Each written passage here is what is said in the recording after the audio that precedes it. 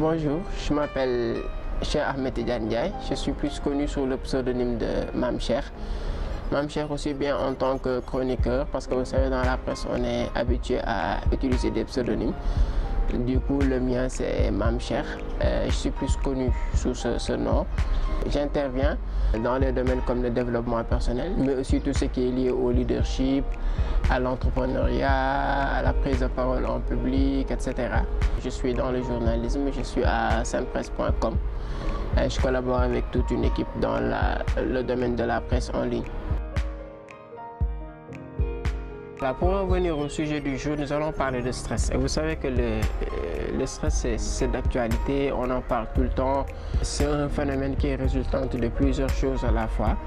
Et c'est très normal, hein?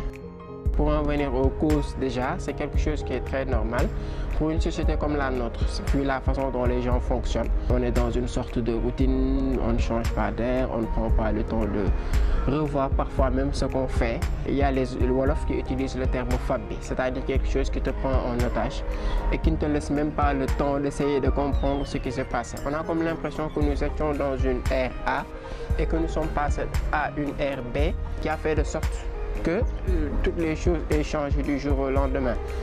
Maintenant, qu'est-ce qui en est la cause? Je pense que c'est chez les Sénégalais, c'est beaucoup plus dû à un manque d'organisation. Organiser, c'est savoir quelles sont les priorités, quelles sont les choses à faire durant la journée. C'est toujours bien de faire de sorte qu'il y ait une adéquation entre ce qu'on a comme aspiration et ce qu'on souhaite faire. Moi, j'adore la citation d'un penseur français qui est aussi médecin, Berck, qui dit que quand nous tombons malades, c'est que nos actions dans la vie physique ne sont pas en adéquation avec nos aspirations profondes. Donc, entendons par action dans la vie physique tout ce que je fais au quotidien et par aspiration profonde tout ce que j'ai comme désir profond, comme ambition, comme objectif, etc. Donc, comment faire de sorte pour qu'il y ait une adéquation entre les deux? C'est là que se trouve le défi. Parce qu'à chaque fois qu'il y a des équilibres, vous allez au lit avec le souci de n'avoir pas vraiment fait tout ce que vous souhaitiez faire durant la journée. Et ça, c'est psychologiquement, c'est pas ça.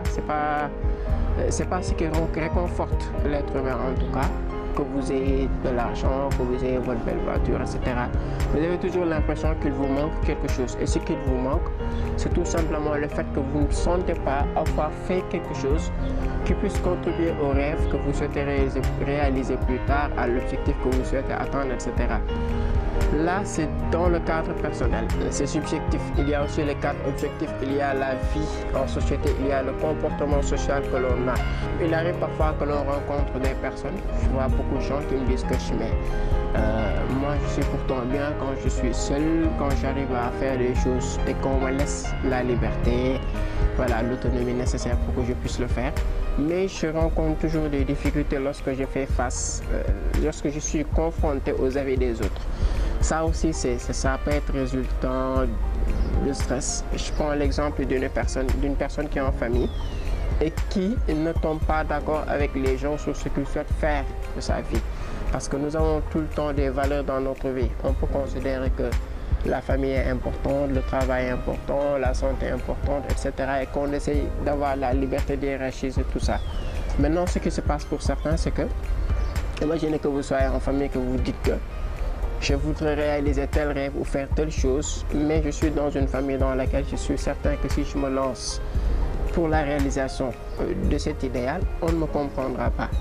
Ça, c'est difficile. Donc, je préfère rester dans mon coin et de ne pas le faire. C'est difficile.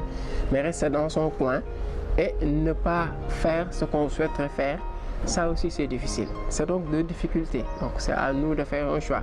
Soit on préfère ne rien faire, montrer à tout le monde qu'on est bien, qu'on ressent le bonheur, etc. Alors que c'est juste le côté apparent. Et ressentir une sorte de détresse au plus profond de notre être, de notre nature profonde, ça c'est très difficile. L'autre chose aussi, c'est d'arriver à faire de sorte de réaliser ce qu'on veut. L'essentiel, c'est qu'on soit que les gens, votre entourage vous comprennent, soit s'ils ne le comprennent pas aujourd'hui, qu'ils puissent vous comprendre tout à l'heure et savoir réellement ce que vous vouliez faire avant. Là aussi, vous essayez de vivre quelque chose de difficile par rapport à ceux qui ne vous comprennent pas, mais vous vous sentirez en paix avec vous-même. Et je pense que c'est le principal défi qu'il faut relever pour pouvoir trouver un terme à toutes ces difficultés. On parle de burn-out, on parle de personnes qui finissent par vouloir à tout prix trouver le moyen de s'extirper du stress, mais qui ne parviennent pas. Donc c'est très important, d'arriver à connaître les priorités. Qu'est-ce qui est prioritaire dans ma vie? Qu'est-ce qui doit venir en première position, en deuxième, en troisième, etc. Deuxième solution, comment faire pour qu'il y ait adéquation donc entre ce que je fais au quotidien et ce que je souhaite réaliser de ma vie. Si vous êtes certain que sur les 24 heures, vous passez les 12 heures à faire des choses qui n'ont aucun rapport avec votre ambition personnelle ou professionnelle, ça, vous n'irez pas très loin, vous ne vous sentirez pas tout le temps satisfait. 3, c'est les autres solutions que l'on donne, la méditation, le sport, etc. Beaucoup n'ont pas de temps pour ça, certains le disent, mais c'est juste une question d'organisation. Je pense qu'en allégeant un peu son planning et en ne mettant l'accent que sur les choses essentielles, on devrait pouvoir arriver à le faire. Mais aussi, on peut méditer avec les nouvelles techniques, mindfulness, la pleine conscience. On aura l'occasion de revenir sur ça aux prochaines vidéos.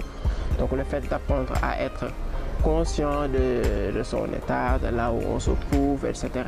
C'est des techniques qui fonctionnent et qui peuvent aider beaucoup de gens. Je pense que dans l'ensemble, c'est quelque chose qui peut servir. Donc, si vous avez des questions, on vous laisse le soin de les écrire sous forme de commentaires juste en bas. Pour le reste, on aura l'occasion de revenir sur d'autres sujets. Je vous remercie. C'était Mamcher, coach et journaliste à senpresse.com. À bientôt.